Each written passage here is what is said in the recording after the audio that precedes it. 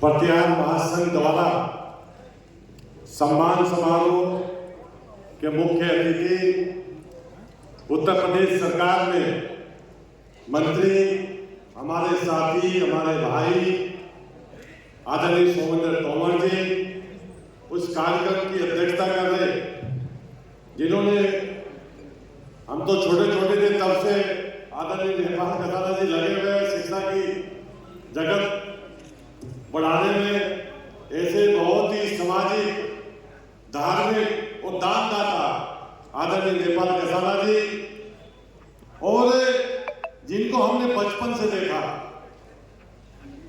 जितनी हमारी आयु है, जिनकी इतनी राजनीति योगी है, और जो हमारे समाज के सिरमौर है आदरणीय चौधरी वीरेंद्र सिंह जी, और मेरे बड़े भाई कैराना से पूर्व सांसद आदरणीय चौधरी प्रदीप जी, हमारे बड़े भाई चौधरी रुद्र सेन जी, हमारी बहन चौधरी इकरा सेन जी, भाई रविंद्र भाटी जी, आदरणीय हमारे चौधरी राजपाल सिंह जुड्डा जी, हमारे मामा चौधरी राज सिंह जी, हमारे बहुत ही सम्मानित भाई पूर्व विधायक आदरणीय मनोज चौधरी जी, ब्लॉक प्रमुख हमारे बड़े भाई सुभाष जी, और हरियाणा से यहाँ पर चलकर आए चौधरी अर्जुन सिंह जी, जिनको मैं दुख और सुख में सहारनपुर में बड़ी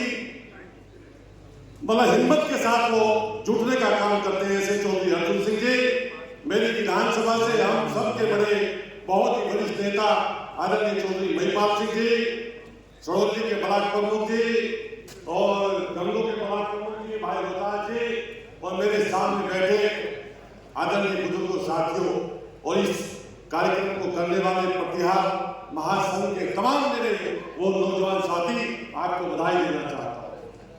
आज निश्चित तौर पर आज के कार्यक्रम का जो एजेंडा है, मेरे पास पूरी टीम आई थी, मैंने पूछा कि एजेंडा क्या है, इन्होंने बताया कि ये एजेंडा अपनी उस एजेंडे को रखना है। समाज के अंदर हम लोगों में खोट बची है कि हम बिहार में शादी में बड़ी संख्या में कार्ड वितरण करने का काम करते हैं, बड़ा खर्च उस पर करने का काम करते हैं, खाने पे बड़ा खर्च करने का काम करते हैं। मेरा आज की जो कार्यक्रम है, पहला एजेंडा ये है कि समाज के अंदर जो हमारी प्रथा रही है, जो हमारे पूर्वजों ने दाल चावल घी पूरा, और किसी ने करना है तो देसी घी कर लो, लड्डू कर लो, उस पर हमें आना पड़ेगा, और कार्ड उसी को दो जिसको व्यक्तिगत रूप से जानते हो। इस भीड़ को कम करो। सबसे पहली होता किसका होता है? गांव का होता है, फिर ग्वांड का होता है, और फिर रिश्तेदारों का होता है। उसके बाद यदि आप किसी को व्यक्तिगत रूप से जानते हो, निश्चित तौर पर उसको निमंत्रण देने का काम करो।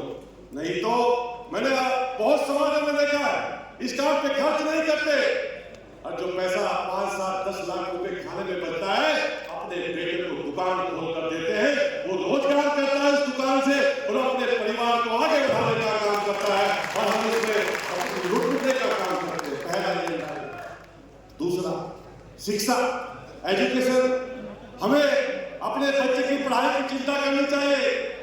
हर माँ बाप के फोन में उसके टीचर का नंबर होना चाहिए, वो अपने बच्चे के टीचर से बात करे, वो कहाँ ट्यूशन जाता है, क्या करता है, आपके बच्चे का दोस्त कौन है, उसकी संगत क्या है, उसकी रंगत क्या है। बच्चे को जैसा बनाना चाहोगे ऐसा आपका बच्चा बनेगा। अपने बच्चों पर ध्यान दो, उनकी पढ़ाई पर ध्यान दो। यदि एक बच्चा आपके परिवार से निकल जाएगा, 100 बीघे जमीन से अच्छी एक नौकरी है, 100 बीघे जमीन से अच्छी एक दुकान है, जो रोजगार आप अपने बच्चे को देने का काम करो, उससे समाज। तीसरा, हमारा भी रस्म पगड़ी में भी एक समय होता है 1 बजे का, और पूरे क्षेत्र में नहीं मान लो, मेरी विधानसभा रंगुड़ है, 240 गांव है, 240 गांव में 5 ट्रेन भी होगी, 6 ट्रेन भी होगी, मैं कहाँ जा सकता हूँ। यदि इसका टाइम आप ऐसे कर लो कि पगड़ी का काम गांव के लोग, परिवार के लोग बैठकर सुबह 11 बजे 12 बजे कर ले, वहां उनकी तस्वीर लग जाए, जो भी हमारे परिवार से जाता है, और लोग आते रहे, पुष्प अर्पित करते रहे और जो भी आएगा वो परिवार के बच्चों के साथ बैठकर बात करेगा, परिचय करेगा। अब क्या होता है, भाग दौड़ लोग आते हैं 1 बजे आते हैं, 100 बजे 1:30 बजे सो जाते हैं, सब चले जाते हैं। ना तो बच्चों का पता, ना परिवार का पता, कितने भाई हैं, कितने बच्चे हैं, क्या करते हैं, क्या नहीं करते। बस एक होड़ है कि केंद्र में आए और जाना है। तो एक इस पे भी सुझाव, इस पे भी आप सबका, जितने भी लोग बोलेंगे, जो मैंने बात की यहीं पे ही हम सबको बोलना है। और जो सबसे महत्वपूर्ण का बात मैंने एजुकेशन की बताई, मैं अपनी बात साझा करना चाहता हूँ। मैं और डॉक्टर यशवीर सिंह जी हम लोग गुजरात गए थे।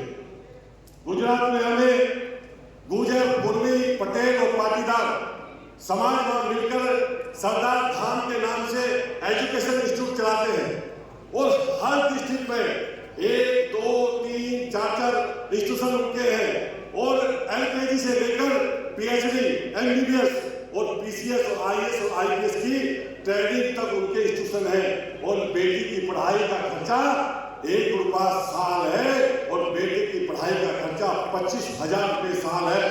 तो डॉक्टर साहब और मैं यूपी से गए थे, तमाम प्रदेशों से बिरादरी के लोग वहां पर आए थे। उन्होंने हमें 2 दिन तमाम इंस्टीट्यूशन में घुमाने का काम किया और तीसरे दिन वहां पे ग्लोबल इन्वेस्ट समिट था, जिसमें पूरी दुनिया से पाटीदार, गुर्जर, कुर्मी और पटेल समाज के लोग आए थे। जो उद्योगपति है, चाहे वो दुनिया के किसी भी शहर में, किसी भी देश में बचा है, वो वहां पर आए थे। और उन्हें इंस्टीट्यूशन के अंदर जो बच्चे पढ़ाई में जाना चाहते हैं वो पढ़ाई की तरफ भेजते हैं, जो बच्चे व्यापार में जाना चाहते हैं हर साल वो जो है ग्लोबल इन्वेस्ट समिट करते हैं, उसके अंदर उन बच्चों को व्यापार की तरफ निकालने का काम करते हैं। इसलिए गुजरात में आज इतना पैसा है साथियों, हमारा समाज गुजरात में इतना संपन्न है।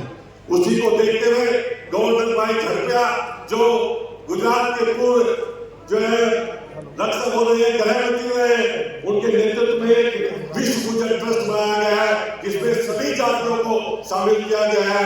उसमें कुर्मी भी है, गुर्जर भी है, पाटीदार भी है, पटेल भी है। और नोएडा के अंदर एक बड़ा इंस्टीट्यूशन पीसीएस, आईएएस और आईए के लिए बनाने के लिए तैयारी चल रही है। उसमें भी एक दिन गोवर्धन भाई झड़पिया जी सहारनपुर आएंगे, समाज के लोगों को इकट्ठा करके निश्चित तौर पर समाज यदि पढ़ाई की तरफ आगे बढ़ेगा। अभी आप देख लो, मैं किसी समाज की बात नहीं करना चाहता, लेकिन हमारे जैसा ही समाज है सड़कों पर हमारे लिए संघर्ष करता है, उसके 150 बच्चे आईएएस और आईपीएस बने हैं, हमारे पास 10-11 बच्चे बने हैं। ये पढ़ाई की कमी है। यदि बच्चों को पढ़ाओगे नहीं तो समाज आगे बढ़ने वाला नहीं है, कतई नहीं बढ़ सकता।